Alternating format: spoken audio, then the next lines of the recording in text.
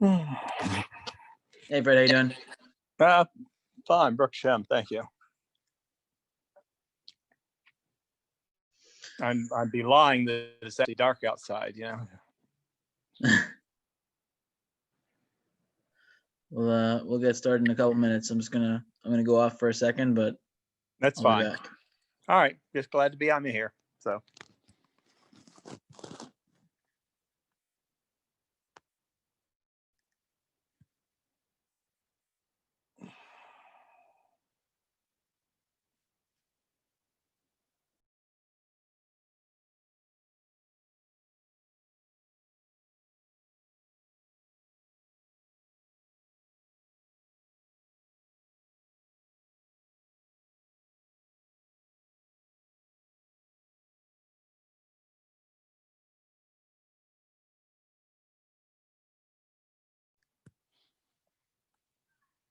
Hi, David.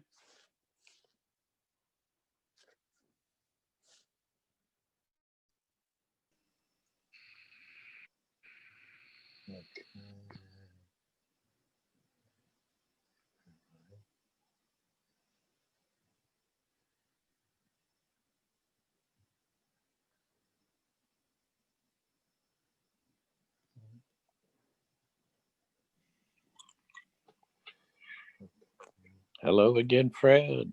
Hi, Hello. David. Yeah. Hi, David. Irving. So, Irving, now you know what Finster means.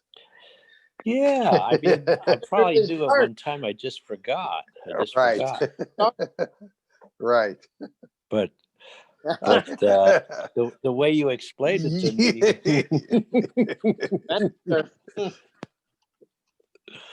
was pretty funny. You Your know, dad had a pretty funny sense of humor. He did. He did. He had a very dry sense. Yeah. Right. Yeah. He wasn't one of those guys who would get you. He wasn't me. No.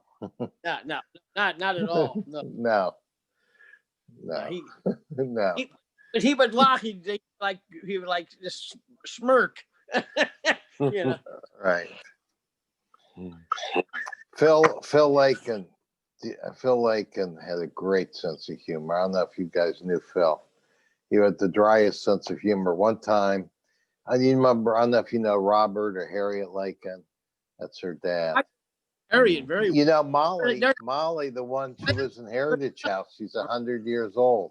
That was her husband. So the Lakin were good at soccer people, weren't they? Ahava Shalom. Ahava Shalom, okay. Ahava Shalom. Okay, so I think we're getting ready to start. Yeah, sure. So I'm gonna put everybody on mute like I normally do, and if anybody has thoughts or comments, please unmute yourself and just interrupt. So just to review what we've done so far, for those who were not on the first two classes, and get to what we're going to talk about tonight. So over the course of the last 2 weeks, we've gone through many of the various Gemarot, many of the various sections of the Talmud that discuss the nature of doing an abortion, the difference between doing an abortion by a ben Noach, which has very clear sources and consensus in the Gemara that it's problematic, and then for a Jew to do it, so there's a lot of question. Is it possibly totally okay? Is it problematic? If it is problematic, what is the reason it's problematic? So last week we saw the most extreme Machmir position, which is that of Rav Moshe Feinstein. And Rav Moshe Feinstein very quickly talks about how this is a case of murder. And all of the Gemaras that are against him, he dismisses one way or another as just saying that it's not a capital offense, but it's like killing somebody who you would not be chayav misa for killing. It wouldn't be a capital offense to kill someone who's going to be dying within the year, even though everybody would call that murder. So that's basically how Rav Moshe tries to explain all of the Gemaras that are against him. Now, there are still plenty of Gemaras that don't really fit into that description. And any teshuva, any responsa of previous rabbis who were makel on the subject of abortion, Rav Moshe pulls some shady stuff to basically dismiss them, right? So he says, oh, they just contradict themselves here and there, so you can't rely on any of them, or this is just right. He calls the Yaivitz's tshuva completely crazy. He says that right, the Marit contradicted himself, and some of the other ones are mizuyaf. They're actually forgeries. It could not be that someone would say this. And what I tried to highlight is that for Rav Moshe, he had two. He calls what he calls two sources in the Rishonim. I said one source in the Rishonim, which is the Rambam, which is a good source, and the Bali Tosfot, who were very unclear what the problem of murder was, what the problem of abortion was, even if they said it was a problem. They were not clear whether it was biblical, rabbinic, if it was biblical, what the problem was. We'll see a very different perspective tonight from the Tzitz Eliezer. And so you have those two sources, the Tosfos and the Rambam. Tosfos was a bad source. Rambam was a pretty good source. The Rambam only talks about, in the context of abortion, he's the only case the Rambam quotes as being okay is when the child is a rodef, is basically going to kill the mother, and if saving the baby before the baby comes out of the womb to save the mother is the only case the Rambam brings up. So from that, Rav Moshe interprets that the Rambam is on his side. Lastly, the one other argument that we saw was an argument from Svara, was an argument from logic from Rav Moshe. And that was that we all know that if on Shabbos, a pregnant woman falls down and she hits her stomach on the floor or on something, and she's worried about the fetus, can she go to the hospital? 100% yes. She can be machal Shabbos deoraisa. She can biblically violate Shabbos if for whatever reason something happens and she's worried about the fetus.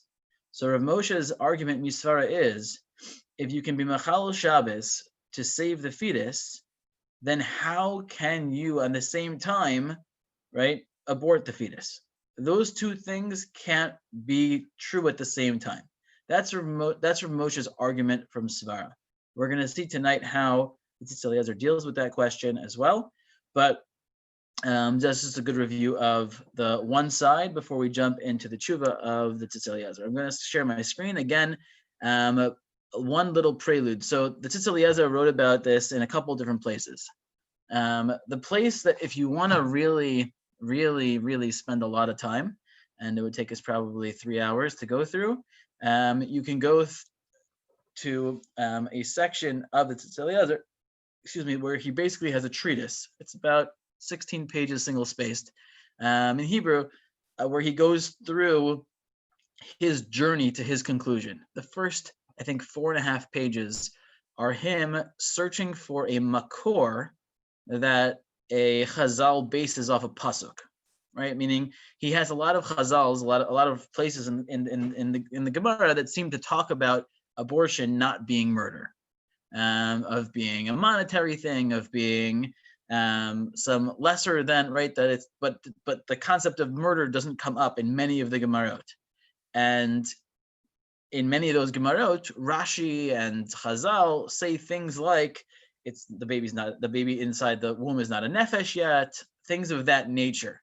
And so in this treatise, the Tzitz spends literally 4 pages where he goes in, he's very funny about it. Like, he's like, I kept on looking and I didn't find, and I chapasti, and finally I found a mechilta, right? He says, I finally found a source that basically quotes a pasuk in a place where you would have expected there to be a source for this, right? The case of Chavala, where 2 men are fighting and there's a woman who's pregnant who gets in the way, and one of the men cause her to abort her baby, and there the Torah says that you have to pay monetary money to her or to her husband for the loss of the baby.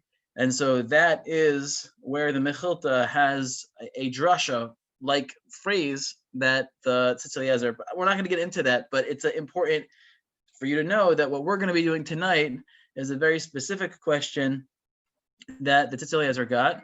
And that specific question that the Tzitz Eliezer got, he had to deal with a lot of his arguments in a much more succinct fashion. So for our purposes, it's a much better place for us to start and do this conversation. It's about 4 pages single spaced. So we'll do our best to cover most of it over the course of the next 30 to 35 minutes. Give me 1 second. Esther, my love, you have to go back upstairs. Okay, mommy will come check on you, okay? But you have to go back upstairs. So you can go and check. Go ask mommy, okay? But go quietly. Thank you. Okay, so let's get started.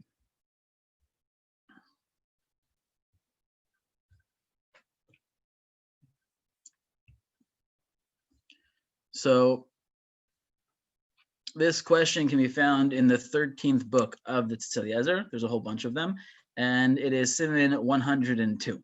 This first section here is all a question, and the question is basically broken down into 2 major pieces, but here's the short version. Hapiskas ha'arion biglal machala hanikres tesax. Right? Can you get an abortion when you find out that the baby has the very unfortunate syndrome of Tay-Sachs?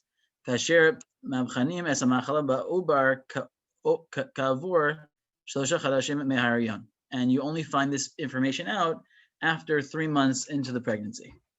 Okay, so you find out this information 3 months into the pregnancy that the baby has Tay-Sachs. Can you abort the baby? That was the question. And this is the letter that was sent to Oldenburg on this question. The whole first paragraph is basically the short version is about Tay-Sachs. That's a very terrible disease where we don't have any way of really saving this baby for more than a couple of extra months, but the baby is going to deteriorate very quickly and die within the first, I think, year or 2 of birth. I think sometimes even up to 3 years, but very rarely. And the baby's functions will basically shut down one at a time, and it's very painful for the baby. It's very painful for all the family members. It's a pretty terrible disease. The second part of the question is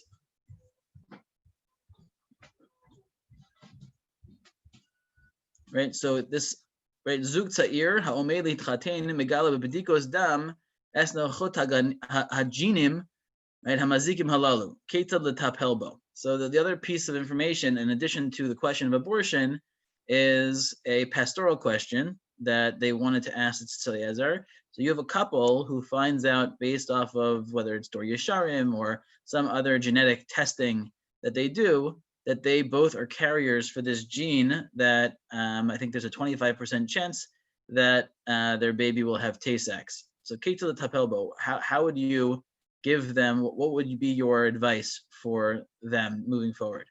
Haim halacha me'afsheret hoda'a lazug she'itchatnu aval shelo yekaymu mishpacha.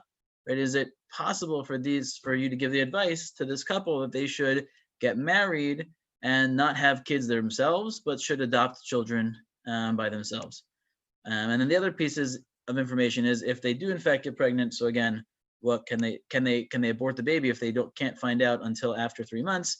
And part of the question assumes that information is not really so clear in terms of testing until after 3 months. Whether that's still true today or not sure, but it doesn't really play so much of a factor into his conclusion. So that's the question. Here is the answer starting over here. The first section of the answer is him summarizing the facts that the questioner already talked about in terms of the disease, which again, we could spend some time on, but I'm gonna jump through it just for the sake of time. But again, it talks about how again, it's a very terrible disease, and right, that basically the baby's gonna go through a living hell during that first year, and it's gonna become more and more incapacitated over the course of that year, right? Both physical and mental degeneration of the child. Fine. We'll move on from there. So to not bury the lead, the very, very beginning, that Tzitz Eliezer says, right? So the Tzitz Eliezer is the only one that I know of who makes this distinction, but he says that you can be makel in this particular case up until 7 months of pregnancy, and his logic for doing so is mikevan b'malos zayin chodoshim ba'kfar havlado harbe mikrim lidei gamro. So this is the logic for not beyond 7 months. Beyond 7 months, he says that the baby at that point is more or less fully formed, and because of that, he doesn't feel that even in this case that you could abort the baby after that. But if you catch it before 7 months, he is okay with aborting the baby. So now, when you have that as kind of your, right, he jumps in right away with that kula. Now he's going to have to kind of backtrack and try to explain everything behind it. And this is where we're going to kind of get into the tshuva a little bit. Barur pashut hadavar b'halacha. The Yisrael eino neherag al ha'ubrin. So this is a true statement, right? It is very clear from the halacha that a Jew does not get killed. It's not a capital offense to kill a fetus. Umilvad dea yechidit sovrim haposkim she'isser mia yeshno. So if you recall, this is a veiled reference to the Tosfos and Nida that we spent some time on, which uses the language of mutar, right? Which uses the language that is in fact mutar to abort a baby. There's 2 times that Tosfos uses that language of mutar, which is a big chiddush. That is the one view in the Rishonim that seems to indicate that it is okay. And that shita is so problematic to Rav Moshe Feinstein that he says that it's a tos sofrim, and that tosos is incorrect. And so it should say patur. It should say that it is after the fact. You're not going to get punished, but it's asur of al patur of al asur, right? That's how Rav Moshe thinks that the tosos should be written. But the tosos uses the language of mutter, so that's the veiled reference right here in the Tzitz Eliezer to that Bali Tosos. But nevertheless, he admits that most poskim do say that abortion by a Jew is going to be problematic. Miha, right? So she'isser miha yeshno. Aval dat harbe mea poskim, but most of the poskim say that the isser sha'isser eino elami d'Rabbanan. The isser is only of rabbinic nature. And again, this is also an interesting, right? I don't know if I would say that most say it's rabbinic. What I would say is that most don't seem to say it's murder, right? And that's, so I would say the Tzitz Eliezer is pushing a little bit further to the Mekel side than I'd be comfortable of making a statement. And Rav Moshe certainly pushed in the opposite direction. Rav Moshe seems to think that everyone thinks that it's murder. They just kind of didn't say it, but they really think that it's murder. And Tzitz Eliezer seems to think that most of them think it's only D'Rabbanan.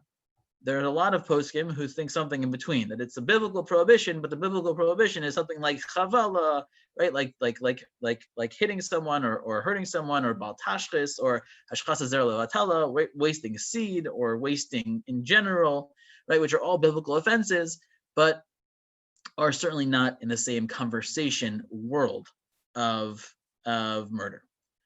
Oh, who rak mishum geder benoni she'olam, right? Or it's some sort of geder, some sort of, again, it's a language that's rabbinic, some sort of offense for the world. Aval machmas ibud nefashos, but in terms of murder, ein nidnud klal. There is absolutely no evidence that it is murder, right? And this is what's so interesting, right? Because both Rav Moshe and the Tzitz Eliezer come away from the same sources with almost opposite conclusions. Rav Moshe looks at the sources and says, yes, I get it. It's not a capital offense, but it's still murder, right? And in every single case, he says, yes, it's not a capital offense, but it's still murder, right? And the Tzitz Eliezer says, the fact that a Jew it's not even clear that it's problematic. Okay, we'll say it's problematic, but it's definitely not problematic because of murder, right? Because then the conversations in the Gemara would have been a lot clearer.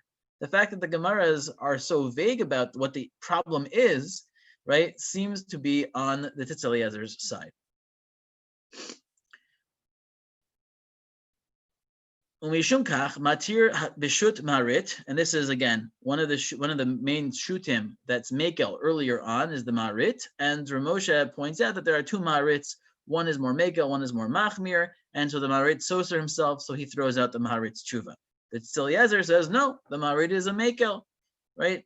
Simin tzaditet, Zayin through tzaditet, the sader b'Yisraelis havhalas havlad bechol heicha, shadavar nachutz mishum refuas imo afilu be'ein siba shel pikuach nefesh le'imo, right? That in any single situation of health related to the mother, even if it's not a pikuach nefesh issue, it's not the mother's life is not at stake. If you remember, Rav Moshe Feinstein went as far as to say that if you're going to assume that the only time you can abort a baby is if there's actually a rodef, the baby's a rodef against the mother.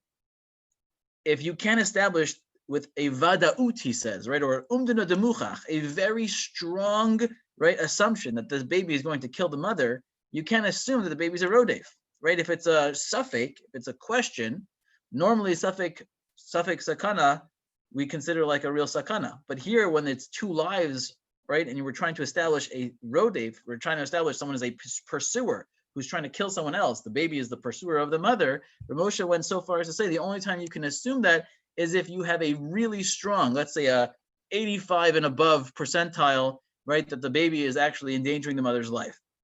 But less than that, if it's right 65, even though it's more than half, if it's not very likely, Rav Moshe wasn't even comfortable there being Mekel. Okay, so you kind of can see already how the different sides are aligning and what they're emphasizing one way or the other.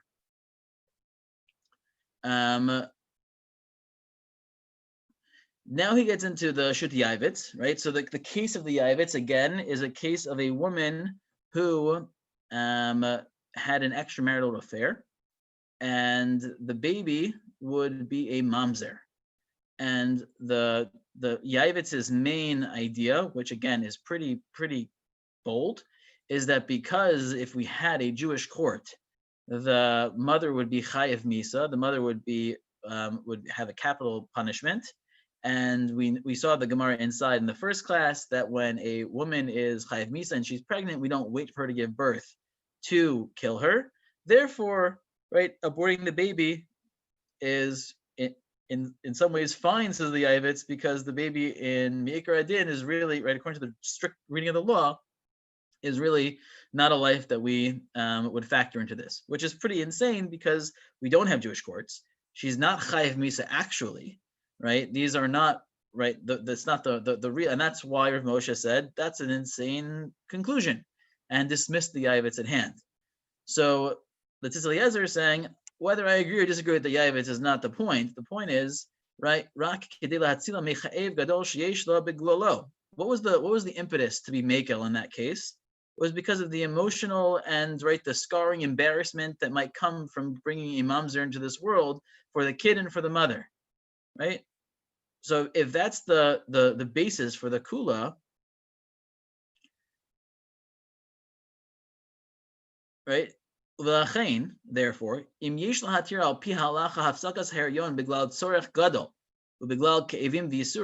there is a place in halacha to be mekel, to be lenient, to abort a baby for some great need because of, right, some sort of pain or different word for pain, ke'evim or yisurim, nirish shezehu hamikra haklasi biyoter sheyesh lahatir.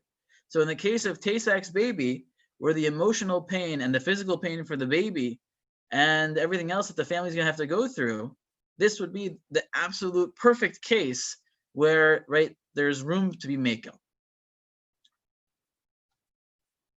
Right, and lo mishaneh be'ezet surah maftim tkavim ve'yasurim gufayim o nafshiyim, right, whether these things are more spiritual issues or more physical issues, if we're willing to be mekel, right, for Yisurim and Ke'evim, right, and here's the reality, right, the upshot is, when you have a Rabbanan, right, when you have a rabbinic prohibition, so there's a lot of room to be Mekel b'malkum tsar, to be Mekel in places of great distress.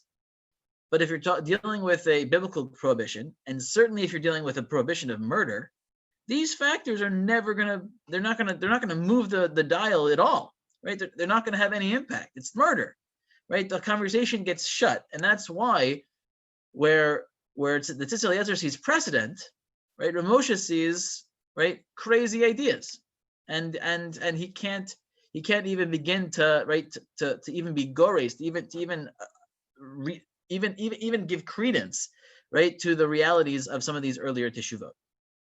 Okay, וזאת לדעת כי בדבריהם של מרית ויעבץ לא נזכר כלל שישנו כאלו הפרש בזה בין תוך ג' חדש לבין לאחר ג' חדש. So this is a very important point that the Tzitz Eliezer makes, and it's true. In these earlier tshuvot, there's no real distinction between before and after the first 3 months or after the first 3 months. So if you remember, we did this for very quickly in the Rav Moshe's tshuva. Rav Moshe says that there are some achronim that want to read into the Yavitz or read into the Maharit that it's only true in the first 40 days. But after the first 40 days, then you can't be right doing abortion. And that was based off of the Gemara with the daughter of a Kohen who eats truma.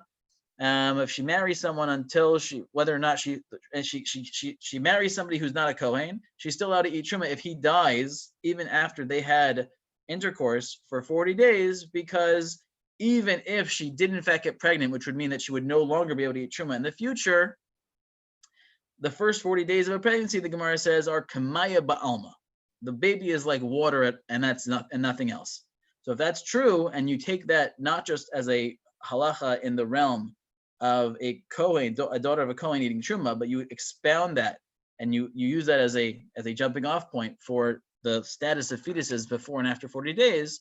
So then anytime someone is makel, anytime someone is lenient, Rav Moshe was saying maybe he was lenient before 40 days, right? So Tzitz Eliezer is pointing out, if you look at these tshuvas, there's no distinction between before and after 40 days. Now, I will push back a little bit, because there's also no distinction between 6 months and 9 months, right? And he's going to say that. So, right, on the one hand, right, the Tzitz Eliezer is kind of taking Rav Moshe to task for not making these distinctions, but he himself is also making a distinction.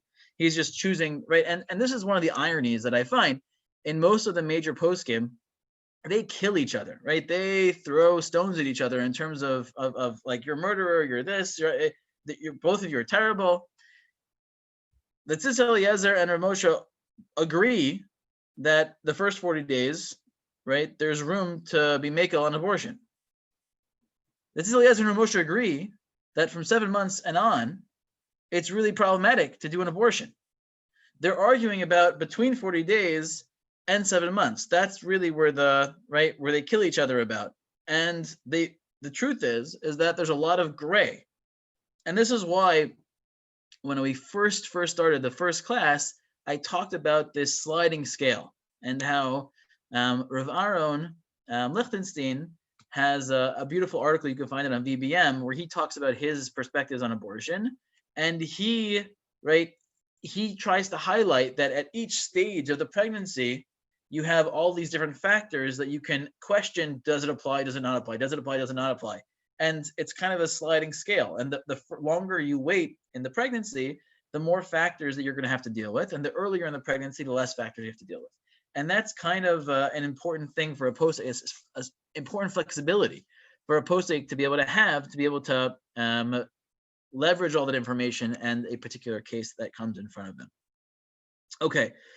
The Adarab Hayayvitz Kosev Vehedil Velashon Kol Akol Kamadalo Akar, right? As long as the baby didn't leave the womb, then he seems to think that you can abort this baby, which again is pushing well beyond the 7-month point, which again, the Tzitz Eliezer is not comfortable with, but the point is that you can't dismiss these poskim and say, oh, it's just the first 40 days or the first 3 months. Uvezel Adgishu Tzayin Dibedainenu Beze Ein Kesher Ve'ein Lekasher. La'i Kain Mechalin Biglalo Shala Uber Es HaShabbos Olo.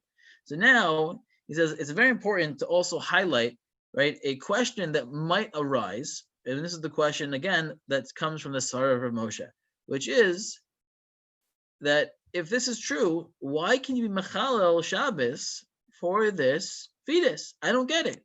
If you're allowed to abort the baby, then how could it be that you are allowed to also be Mechalel Deraisa, to desecrate Deraisa of Shabbos in order to save the baby? The Shema b'Shabbos Hageder b'Ze'achrina. He says, because maybe, and this is what I talked about, Halacha X situation Y, right? That you have the Halacha of abortion, but really what's happening in the conversation about Hatzalah, of saving the baby, is situation Y, which is a whole nother situation that's really what's at work here. So what's the situation Y here? This is a din, this is a rule in specifically the idea of Shabbos and why you're allowed to be Machal Shabbos to save someone. Why are you allowed to be Machal Shabbos to save someone? So normally for most mitzvos, we say that the source is V'chai Bahem, that you should live by the mitzvos and not die by the mitzvos. But there's another svara that's specific to Shabbos that the Gemara brings up. It's rejected in the Gemara, but the post can bring it back in many different iterations in the context of Shabbos. And that is, which we'll see in a second, right? The Sham Hageder Hu Mipnei Sha'al Yedei Kain Shietzilu V'Yishmor, that by saving this baby, Shabbatot Harbe Kidiyotze Midivrei Atosos Menida and Chidushei Ramban, that by saving the baby this one time before the baby's still in your utero, you're actually allowing the baby to keep many more Shabbatot. So it's not about V'chai Bahem. It's not about that you live by the mitzvahs and don't die by the mitzvahs. It's that Shabbos internally has this meter that we're trying to net more Kiyum Shabbos, more keeping of Shabbos. So if we allow you to violate this one Shabbos to save the baby, that is going to bring a life into this world that's going to keep many more Shabbatot. So that's why you're allowed to save the baby. That has nothing to do with, is the baby alive? Is the baby not alive? It's a different conversation. It's about net more Shabbos. So it's not about the life of the baby, and therefore you can have at the same time, that if you need to go to check on the baby to save the baby on Shabbos, you can be Mechal Shabbos. And at the same time, if you find out at some point that this baby has Tay-Sachs or whatnot, you can abort the baby. Unbelievable that these two things can be true at the same time. And he says this is true from Tosfos and the Ramban and others. And this is the part that I still haven't figured out. The Rav Moshe spends a good page of his tshuva trying to address this Ramban and trying to argue with how this Ramban is being learned here. And I still don't understand how Rav Moshe understood it, but it's fine. It's a one asterisk. So the Rav Moshe has tried to answer it. I just didn't understand it. Probably was just me, but it's fine. The simpler understanding here is with the Tzitz Eliezer to break this svara of Rav Moshe. Okay.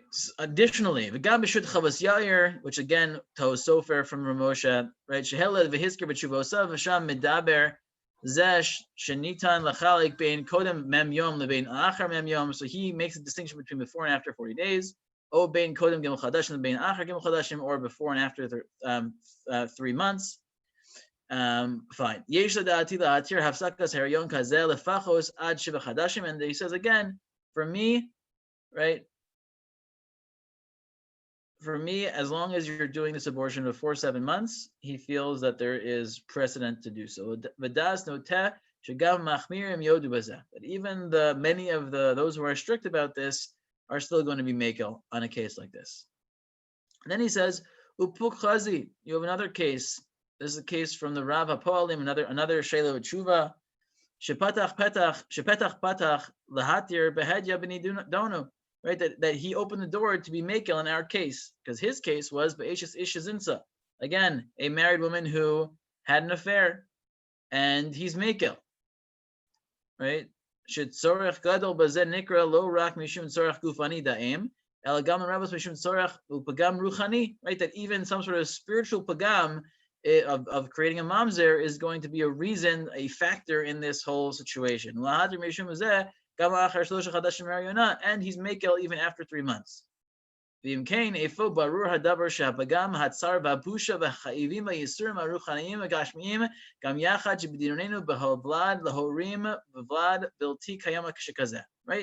so if you're willing to start taking into account a pagam, a blemish of a baby, or the pain or the embarrassment or the other sorts of pain, whether it's both physical or spiritual, and you put all that into this case, and you talk about that, all those challenges for the parents as well as the baby, there's no case that is better than this case to be mekel. So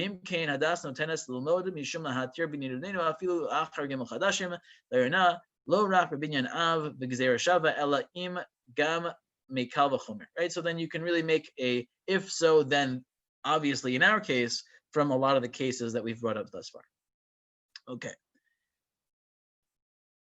V'gamzos demilvad shebe'etzem kavanas divrei Tosos v'sanhedrin mechulakim hadeos im amnam Kavanatam le'isr Torah milvad mashimatzinu lebali Tosas asman b'makom acher desavre delokain. This is again referencing the two different Tosfos. The first Tosfos that Rav Moshe claimed was like him, that it was actually murder, which Tosfos doesn't say. That Tosfos says it's lo shari, it's not okay. It doesn't say why it's not okay. And then the Tosfos in Nida, which said use the language of mutter. So again, Tosfos is kind of going back and forth. Tosfos is not one person, so it's okay for there to be different views within the Bali Tosfos. Hine the whole divrei Tosfos and Hedgen musabim al haklal shel mi'ikamidi. So we talked about this, that the Isser that was created in the Tosfos in Nida was all based off of the concept of if we have 613 mitzvos and the Bnei Noach have 7 mitzvos, and we're saying that it's usher clearly for a non-Jew to perform an abortion according to the Gemara, then how can it be mutter for a Jew to do so? It's a capital offense for a non-Jew to do it.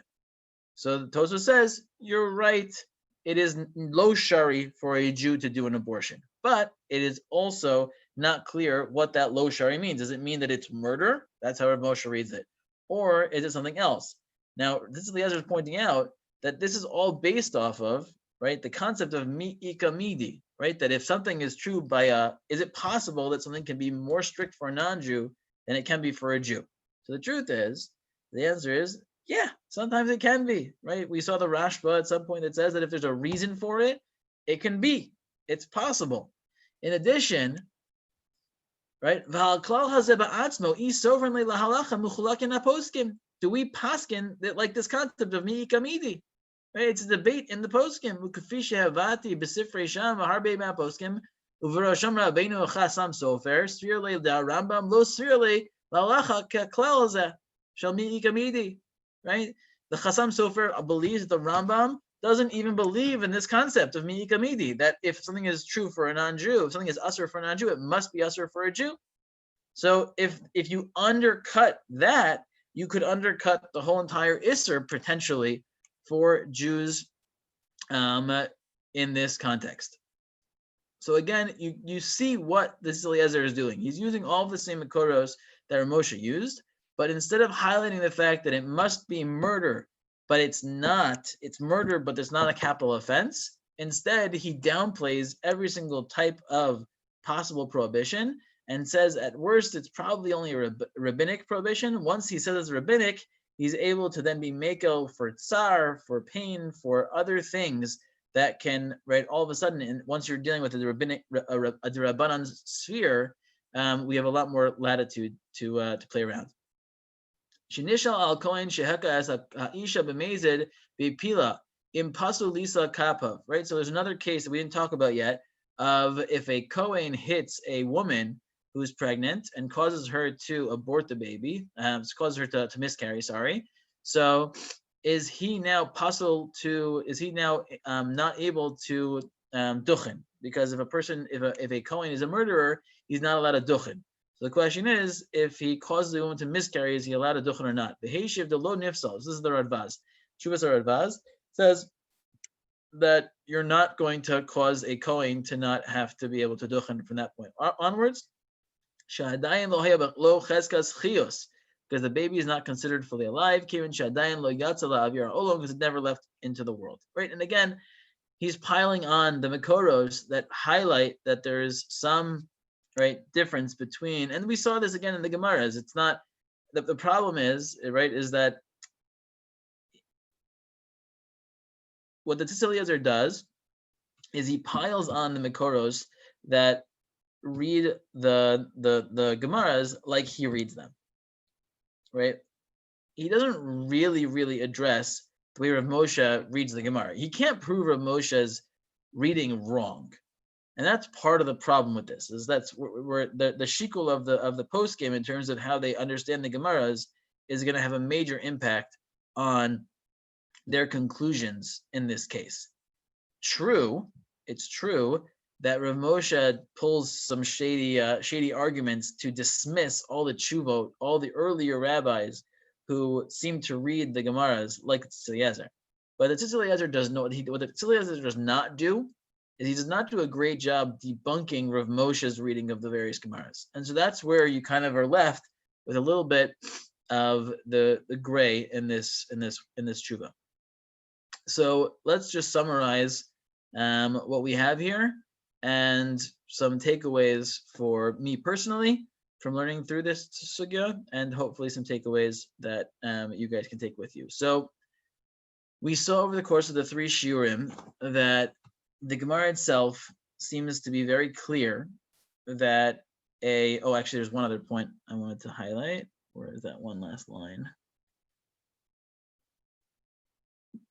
I mentioned this in passing, but right, we saw that one possibility for what the Isser could be was Hosa Zer Levatala, right? Was the emission of, right, if ejaculating outside of the context of sex with your wife is problematic, then certainly, right, causing a almost a partially developed, right, sperm, which has turned into an embryo or into a fetus, to get rid of that seems to be a pumped up version of Otazar Levatala.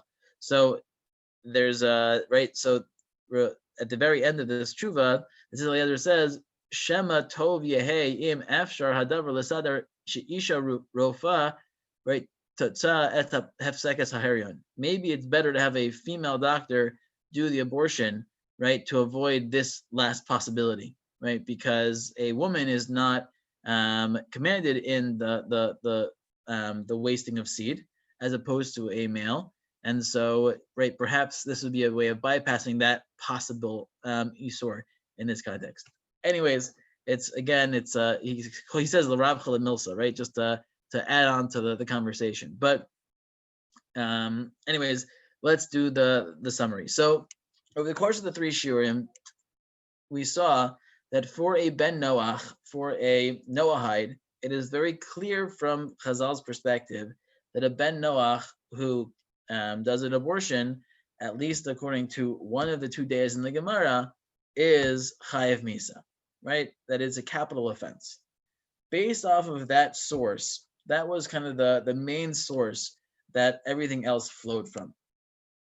The conversation is it going to be okay then for a Jew to abort a baby if it's not okay and it's a capital offense for a non-Jew? The simple reading of the Rishonim is that it would be a problem, but that the problem is going to be some, right, either low-level biblical commandment like Bal Tashchis, something like that, where it's more of a, right, we don't want you to waste, and these are things to be taken seriously, but they're also nowhere near the conversation of murder. Or it's a rabbinic prohibition that is, right, avizra Yehudeh. It's kind of reminding us of things like murder or Bal Tashchis, or, right, but it's more of a rabbinic nature, or it's in fact murder. Those were the 3 different possibilities for how to read this. Moshe takes the hard line that it's in fact murder, but it's not capital punishment murder, right? You don't get capital punishment. Only non-Jew gets capital punishment.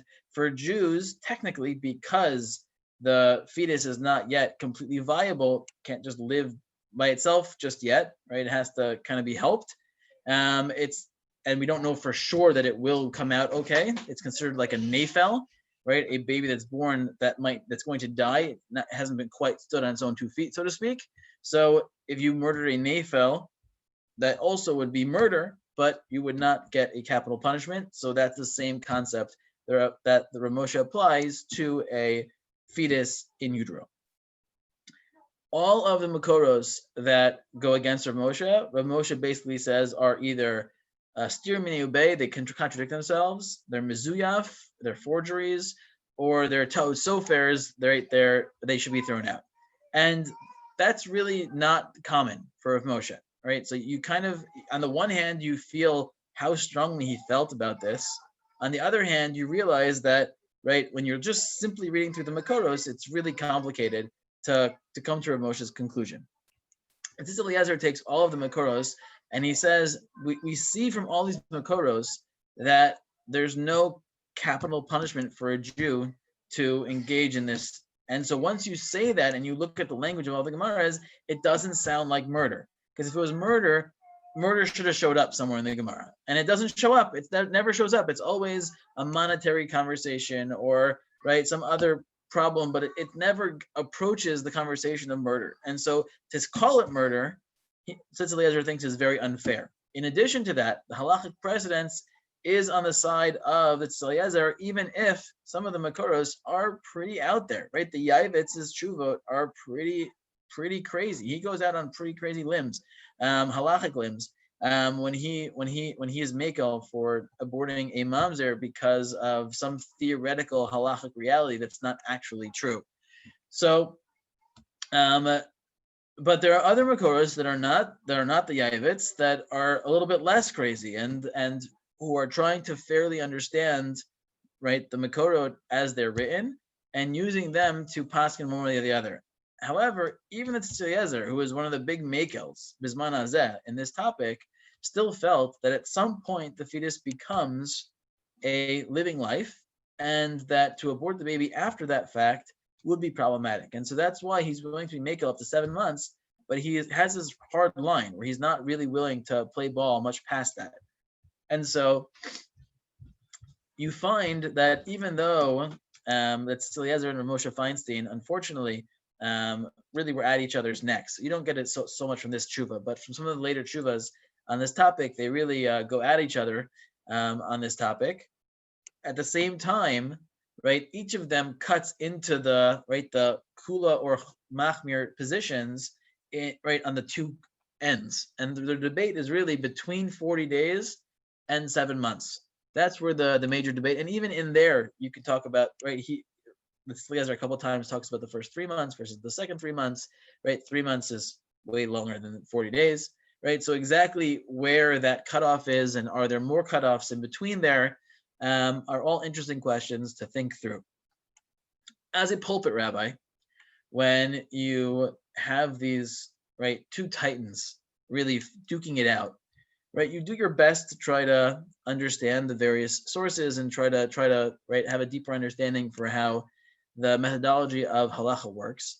And you also realize when you deal with some of these larger topics that we don't have full clarity on some of these complicated, large topics that are pretty scary, that we don't have such clarity. But for the pastor side of me, for the pastoral side of me, it's actually super helpful, because what it allows for is a certain latitude that, depending on a particular situation or whatnot, that I do not have the shoulders at all to paskin one way or the other in a topic like this. But what I can be is I can be the person who can talk through a couple who's struggling with one thing or another and tell them that it's a complicated issue. You really need to find, right, someone with broad shoulders one way or the other to tell you, right, what your options are. But I will tell you from the forefront that there are two major camps in this area. And so again, we don't want halacha to be just that we shoot an arrow and then paint a target around it. We want to have a certain sense of we're trying to do this because we're trying to search for the emes as best as we possibly can. At the same time, when you deal with some of these super emotional issues and topics, sometimes it becomes very hard to have a clear emes and sheker, a clear truth and falsehood, and more often it's very gray. And so being able to kind of highlight for people that this is a very, very big question, and that regardless of what you decide, you have many very big poskim on your side, can be very comforting, even while it's also very disconcerting. And so my hope in those of you who have come to all three or to one or to two of the classes is that you appreciate a little bit more the complexity of this issue, the fact that we don't really know for sure where it falls, even if you have strong feelings one way or the other, that the halachic range really is not in either extreme camp in terms of the politics of it. We're somewhere in between, in many, many different ways, but that we also have to be respectful of the complexity of the issue and to try our best to stay true to our values. I will open it up here for questions, for thoughts, and then we'll close.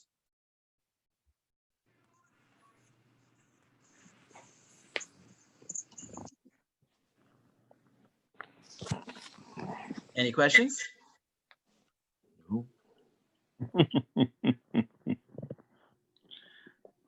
Okay. Well, thank you for tuning in. Thank you, Thank you. Rabbi. Thank Thank you. you, Rabbi. Thank you. Good night, everybody. Have a great night. Night. Be well.